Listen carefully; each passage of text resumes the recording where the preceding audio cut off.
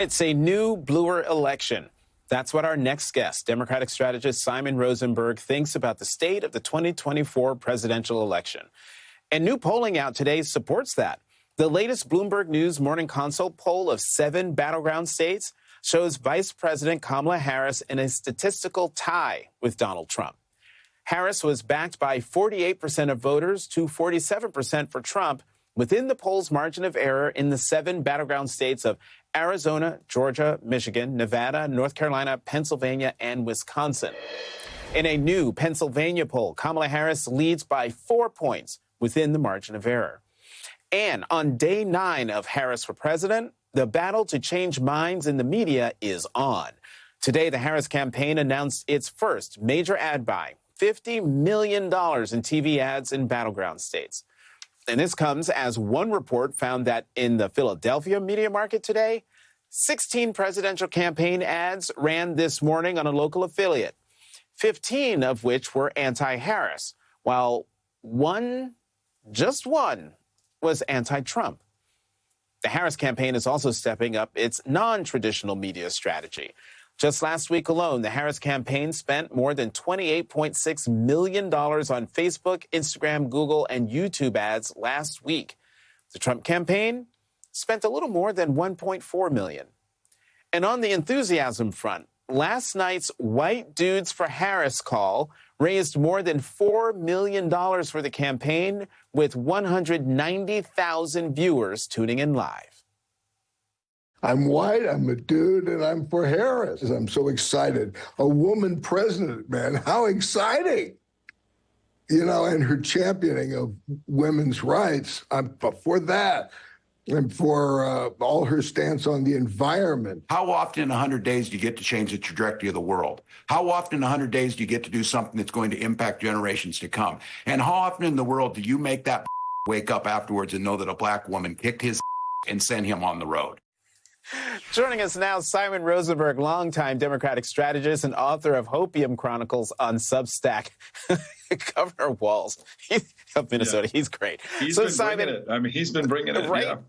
So, Simon, can you explain to the viewers how exactly all that grassroots money and enthusiasm translate into winning this election?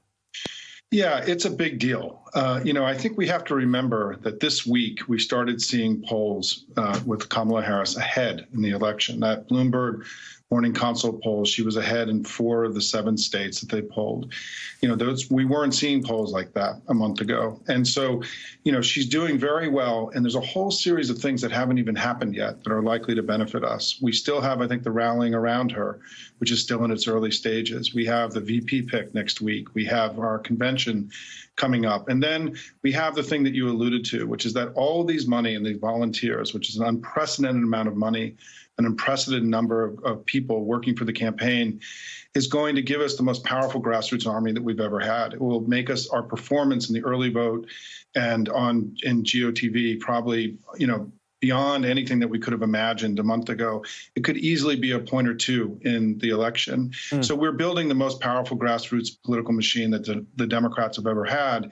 And it's because the American people, right, are going to fight with Kamala to make sure that we have our democracy, our freedoms, and our future. And so it's exciting for all of us.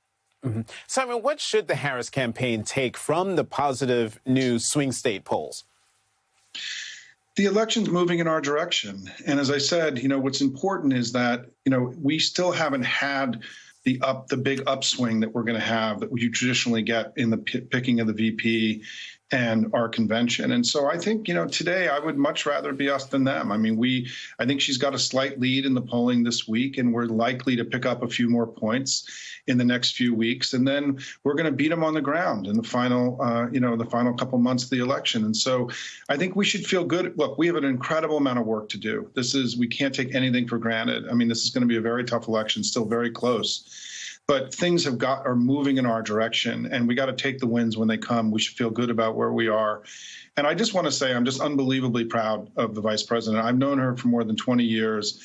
Part of the reason we're in this position, yes, Joe Biden contributed to this enormously with his selfless act. And J.D. Vance, I think, also contributed to this by reminding voters of everything they hate about MAGA. But we've seen an amazing politician in the last 9 days take control of this race.